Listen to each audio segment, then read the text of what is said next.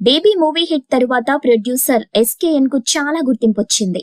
దీనికి తోడు ఈ నిర్మాత ఏ ప్రెస్ మీట్ కు వెళ్లినా తనదైన శైలిలో పంచ్ డైలాగులు చెప్పడంతో ఆయన ఇప్పుడు టాలీవుడ్ కి మరో బండ్ల గణేష్ గా మారిపోయాడు. అయితే తాజాగా ఈ యువ నిర్మాత బిగ్ బాస్ ఫేమ్ దివితో చేసిన వీడియో ఒకటి ఇప్పుడు వైరల్ గా మారింది.